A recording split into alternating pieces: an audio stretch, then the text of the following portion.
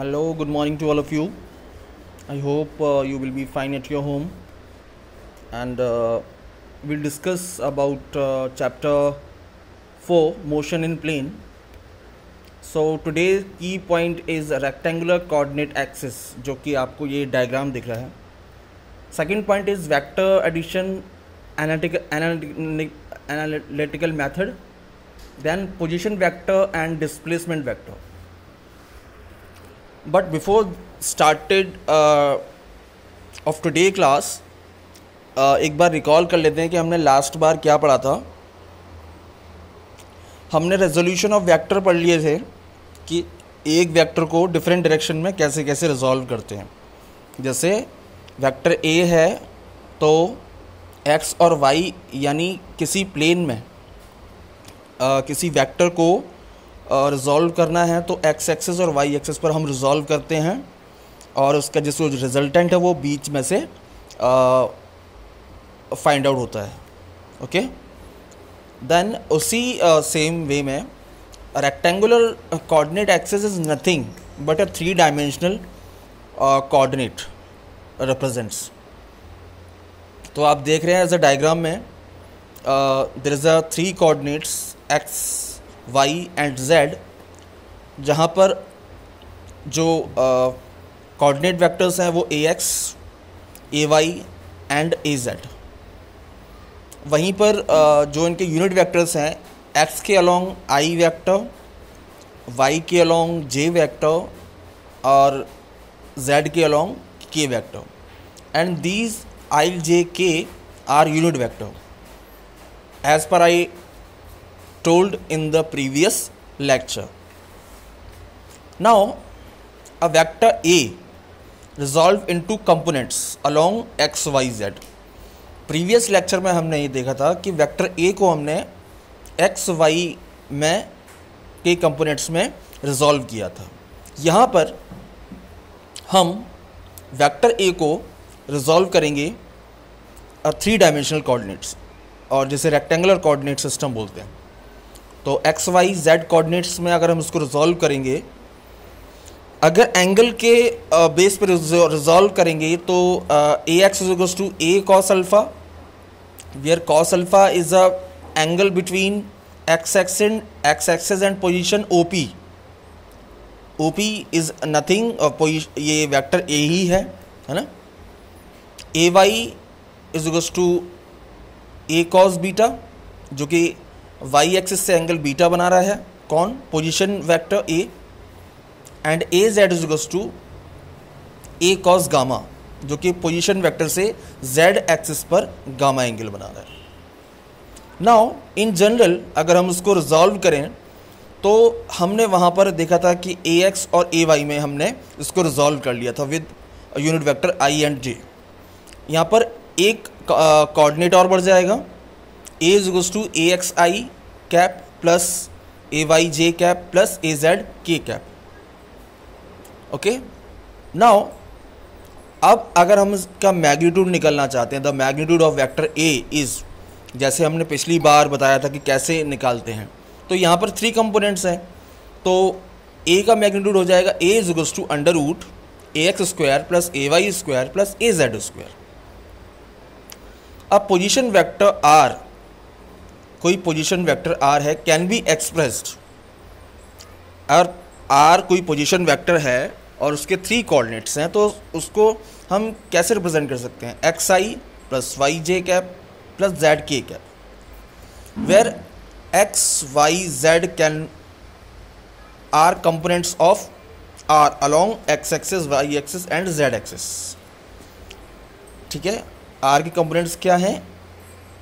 X axis y axis and z axis respectively. Now आगे बढ़ते हैं. Vector addition analytical method. Vector को graphical method से कैसे ऐड करते हैं मैंने बता दिया था, बट यहाँ पर हम position vector with x axis y axis को हम कैसे ऐड करेंगे along z axis. Although the graphical method of adding vector help us in visualizing the vector and resultant. जो ग्राफिकल मेथड है हमें एक विजुअल एक कंटेंट देता है विजुअल एक एंड रिजल्टेंट ऑल्सो। ग्राफिकल से ये पता लगता है कि ये वेक्टर यहाँ पर है, एक आइडिया देता है, ब्रीफ आइडिया देता है, देखने में आसानी होती है।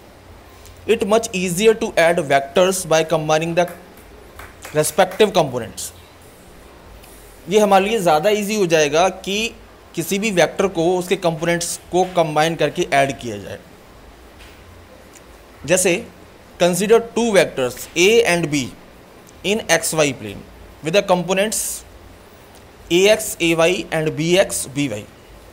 देन a वेक्टर को टू एक्सिस में रिजॉल्व किया तो हो जाएगा a is equals to axi cap plus ay j cap. Likewise b is equals to bxi cap plus by j cap. Now let r be their sum. r क्या है? सम है किसका? a और b का। Then we have r is equals to a plus b। Now put the value of a and b in this equation, then we have axi cap plus ay j cap plus bxi cap plus by j cap। यहाँ तक समझ में आ गया होगा। Since vectors obeys commutative and associative law, vectors commutative क्या होता है? a plus b is equals to b plus a, this is commutative law, and associative means a plus b plus c, जहाँ पर b plus c में bracket है, is equals to a plus b plus c, जहाँ पर a plus b में bracket है, which is always equal. तो I think आपको रिमाइंड आ गया होगा। Now the following equation, the upper equation a x a y b x b y को हम ऐसे भी लिख सकते हैं, r is equals to a x i plus b x i plus A y plus b y, और j को common ले लेते हैं। Since r is equals to r x i plus r y j, जो position vector है दो coordinates में divide किया है, तो r जो पोजिशन वेक्टर है r x i is equals to r y j. वहीं पर आर एक्स क्या है? A x plus b x, और r y is equals to a y plus b y. Thus इस वजह से each component of the resultant r is the sum of the corresponding components of a and b। यानी हर एक components का, किसका component? a का और b का, किस डायरेक्शन में? x एक्सिस और y एक्सिस में, and z axis also is a sum of the corresponding components. यानी रिजल्टेंट में उसके करस्पॉन्डिंग कंपोनेंट्स आ जाएंगे किसी पोजीशन वेक्टर में। इन थ्री डायमेंशन अगर a और b को हम रिजॉल्व करेंगे तो a is equals to a x I cap plus A Y J cap plus A Z के कैप। थ्री एक्सिस में इसको रिजॉल्व किया वेक्टर ए को। नाउ बी के कंपोनेंट्स क्या हो जाएंगे? B is equals to b x I cap plus b j cap plus b z के cap. Here the next slide, r is equals to a plus b, we know that, then r x will be r x i plus r y j, then r z k. Here r x is equals to same a x plus b x, r y is equals to a y plus b y, and r z is equals to a z plus b z. This is the whole concept of the three coordinate system. Now this method can be extended to the addition and subtraction of any number of vector. इस method को हम आगे बढ़ा सकते हैं addition में और subtraction में, कोई भी नंबर हो किसी वेक्टर का। For example if a vector a b and c, कोई भी तीन वेक्टर हैं, are given as a is equals to a x i plus A Y j plus A Z k, then b is equals to b x i plus b y j plus b z k, c is equals to c x i plus c y j plus c z k. Then a vector T, अगर हम addition plus subtraction कर रहे हैं, कोई भी vector है T, तो ए plus B को सम कर दिया और उसमें से सी माइनस कर दिया, देन क्या होगा? T is equals to a plus b minus c has a components, उसकी कंपोनेंट्स हो जाएंगे। देन टी ए के कंपोनेंट क्या हो जाएंगे? T x is equals to a x plus b x minus c x, t y क्या हो जाएगा? A y plus b y minus c y, then t z is equals to a z plus b z minus c z. So this is the overall concept of extended to addition and subtraction. Now let's move on the position and displacement vector, जो कि हमने पहले ही इसका एक बार introduction पढ़ लिया था. The position vector r of a particle p, ये आप डायग्राम में देख सकते हो. एक्स वाई प्लेन में पी कोई पॉइंट है और इसे हमने ओ से ज्वाइन कर दिया. Then o p is a position vector which having a magnitude r, located in a plane, जो कि किस में लोकेटेड है, प्लेन में, with reference to the origin के साथ of an x y plane. तो r is given by position vector r is equals to x i plus y j. Obvious सी बात है, आर को टू कंपोनेंट्स में कन्वर्ट कर लिया, x i plus y j, where x and y are components of r. जो x और y हैं किसके कंपोनेंट हैं, r, along x and y axis, और simply they are the coordinate of the object. और ये क्या है कि पी के जो कोई पार्टिकल है उसके कोऑर्डिनेट्स हैं. ओके, तो ये जो ग्राफ है समझ में आ गया होगा पोजीशन वेक्टर का. Now figure a position vector r, ये पोजीशन वेक्टर आर को शो कर रहा है.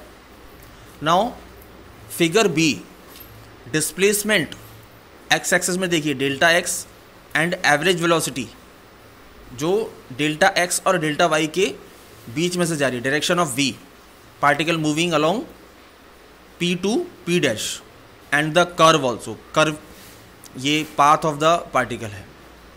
ओके, नाउ इसको ब्रीफली समझ लेते हैं, अच्छी तरीके से समझ लेते हैं. Suppose a particle moves along the curve, कोई पार्टिकल कर्व के अलोंग मूव कर रहा है बाय द थिक लाइन, जो थिक लाइन शो कर रही है, is at p at time t. P पर कब होगा, टाइम टी पर, एंड पी डैश पर कब होगा, एट टाइम टी डैश पर, एज शोन इन फिगर, जो कि फिगर में शो हो रहा है. Then the displacement will be delta r p to p dash, r dash minus r. क्यों, क्योंकि o p dash is to o p dash means final position minus initial position. तो final position क्या थी हमारी, r dash minus r. We can write equation above, delta r is equals to x dash i dash plus x y i j dash minus of x Y plus y j. तो ये combined equation होके आ जाती है i delta x plus j delta y. Here delta x is equals to x dash minus x and y is equals to y dash minus y. Now आगे बढ़ते हैं. Velocity, the average velocity v of an object is the ratio of the displacement and the corresponding time interval. जो average velocity है वो क्या होता है हमारा, डेल्टा आर जो डिस्प्लेसमेंट है upon delta t. Further delta r is divided by x y component, delta x i plus delta y j upon delta t, which is equals to, इसको अब रिजॉल्व कर लिया हमने, delta x upon delta t i plus delta y upon delta t j, और v is equals to v x i plus v y j. Since v vector is equals to जो velocity है delta r is equals to delta t, the direction of these average velocity is the same as that delta r. जो delta r यानी displacement जिस direction में होगा उसी direction में velocity होगी. Now the velocity or instantaneous velocity are the same is given by limiting the value of average velocity. यानी average velocity को limit कर दी जाए delta t tends to 0.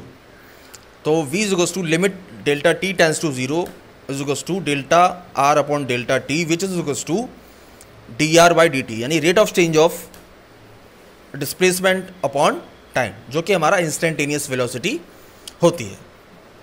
So thank you very much. This is for today's class only, and congratulations to all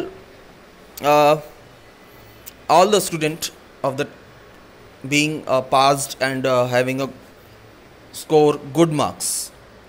Thank you very much.